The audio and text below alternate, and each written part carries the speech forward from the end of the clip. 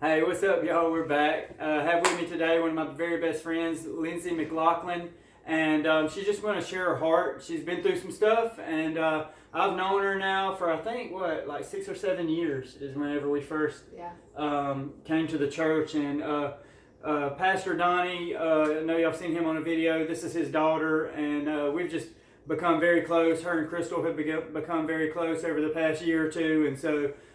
Ben asked her to, Ben asked her. I've asked her to be on here and share a little bit of her testimony and just a little bit of what she's got, because what it is fire and awesome and can help some people. So just want to introduce you to my friend Lindsay. Hey, I'm Lindsay. What I want to share is not, I want to share like little pieces of some things that have happened to me. And what I really want to talk about is the effects of not having counsel in your life, because that's been a big thing throughout my life. I'm afraid to talk to people. I don't like to be vulnerable. And that is something that I wish I could say I was 100% over, but I'm not, but I'm working on it. A little over 4 years ago, in July, I was sexually assaulted. And it was horrible. I have 2 children. At the time, they were 3 and 3 months old. And this person came into my home, violated me, left. We did the whole thing. We called the cops. We went to the hospital. It was a terrible experience. Anybody who's ever been sexually assaulted in any way, man, woman, child, it's different for everybody. Everybody processes things differently. What I want to talk about is the importance of, I guess you could call it accountability in a way. Mm-hmm. Having a safe place to talk. One of the big things with me is I'm a bottler. I bottle things, I hold them inside, I don't talk about them, and then they fester over into other parts of my life.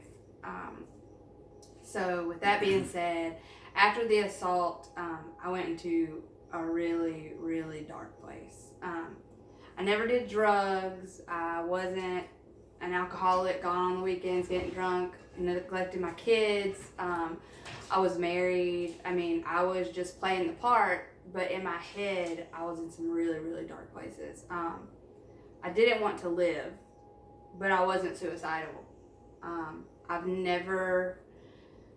I've had the fleeting thought of the world would be better off without me, but that's not a place that my brain went. My body and my brain and just who I was went into like a shutdown mode.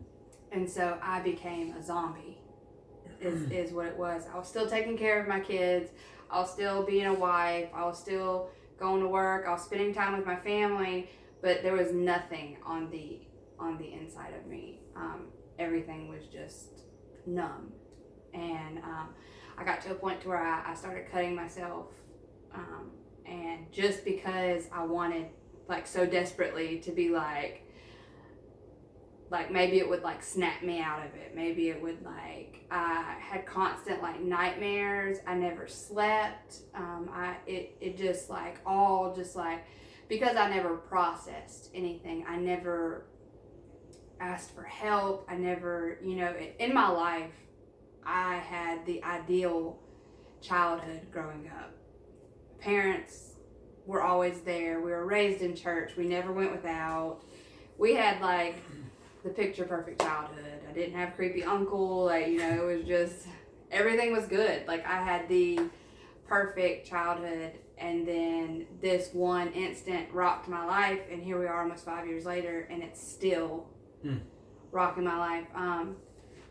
One of the things I really want to talk about is not isolating your emotions.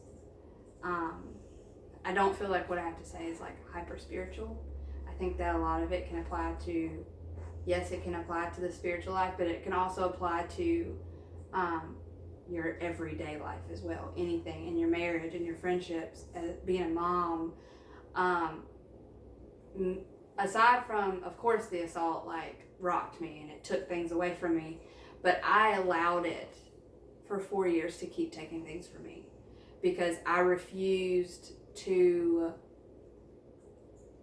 come face to face and deal with the way that I felt on the inside. I am not an emotional girl. I don't like to cry. I'm just not, like, I don't like love movies. I don't do that. She likes death metal. I listen to metal and I love horror movies. Pastor's kid. Yeah, you know. Not your typical pastor. No. I'm really married. not.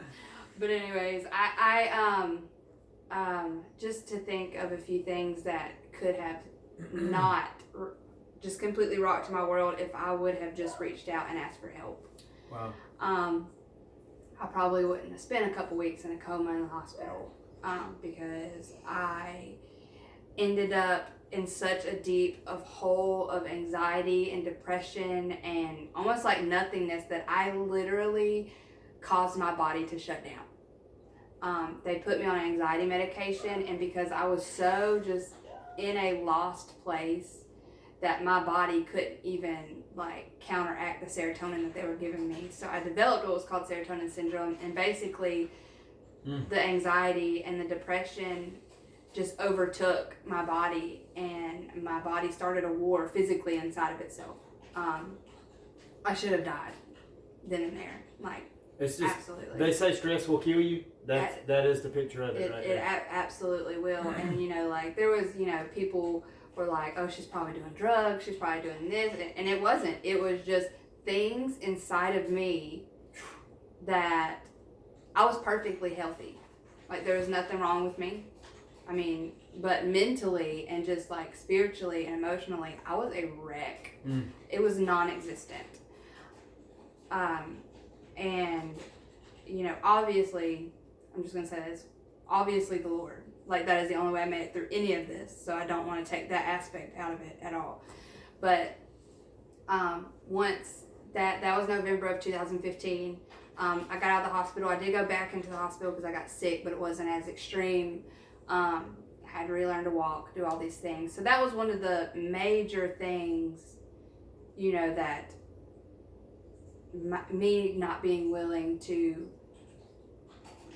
deal with the crap, basically, is what it is in my life. I have a friend, Stephen Womack, who calls it the suck. When you're in something bad, he's like, you know, the suck of life, and it's true because it all sucks. So there's that. So we move forward, and this constantly, without me even knowing it until now, honestly, within the last couple months, has just wove its way in and out of every part of my life. I'm almost 30 years old, and I don't sleep in the dark.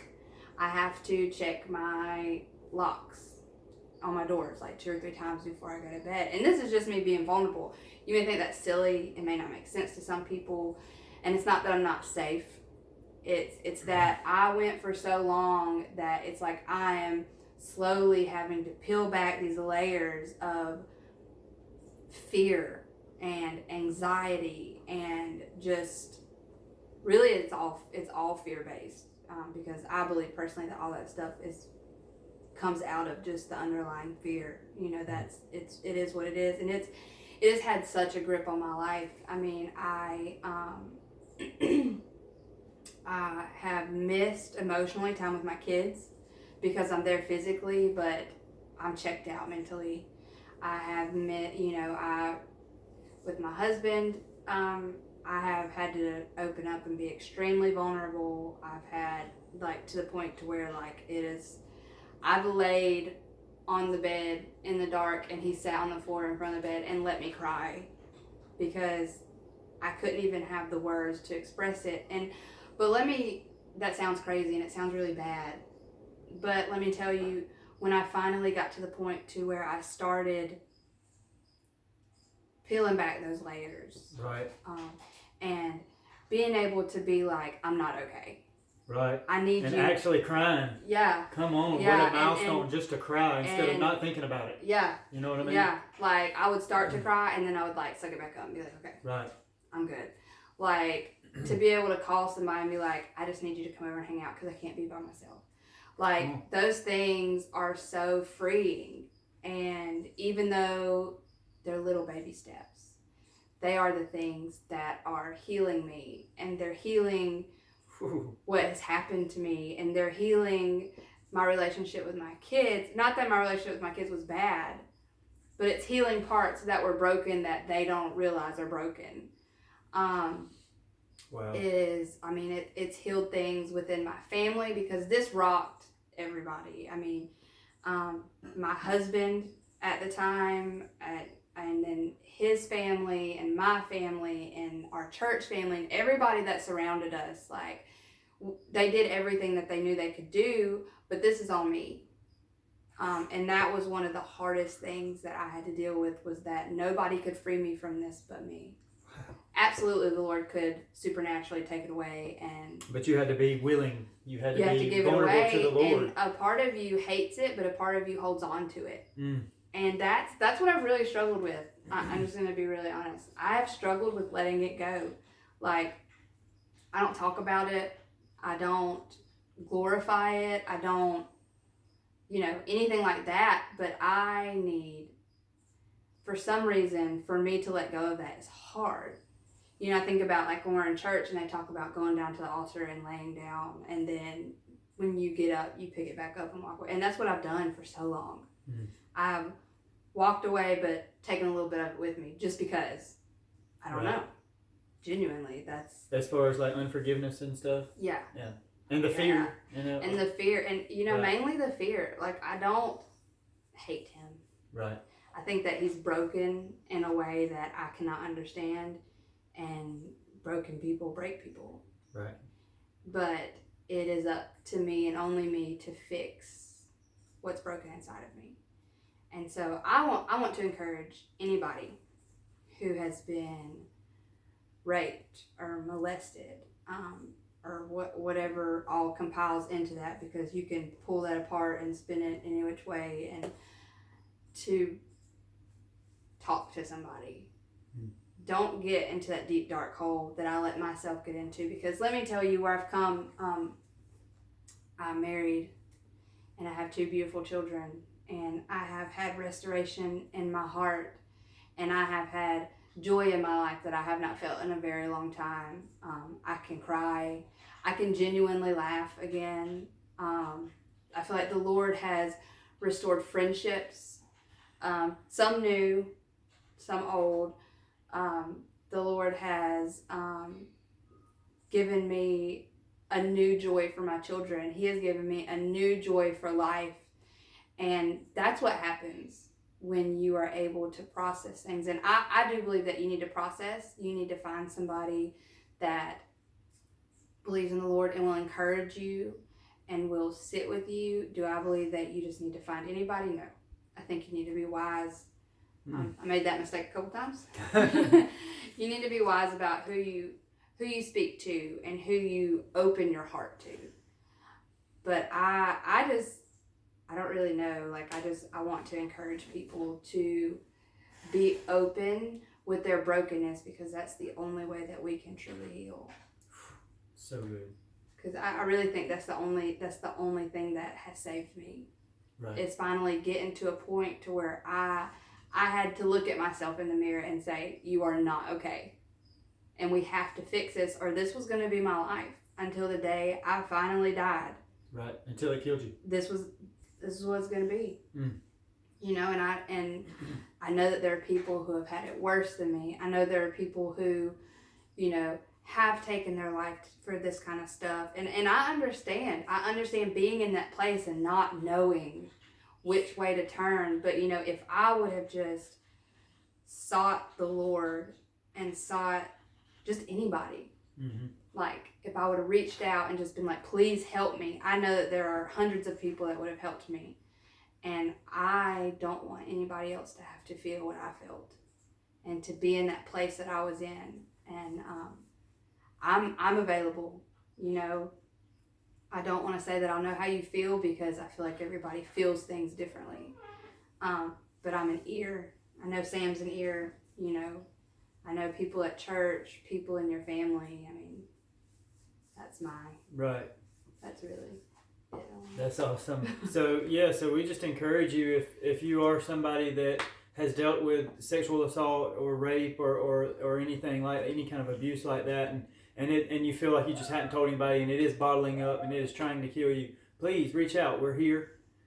Lindsay shared her heart. We're willing to listen to yours, and just like she said, here's the experience telling us that this is what works. This is what has healed her and has restored her heart. So I encourage you to do that. Please take her advice. Listen to some wisdom. We love you. You'll be hearing more from Lindsay. And if you want to connect with us, just hit us on Facebook or get with me, and I'll connect you with Lindsay too. Love y'all.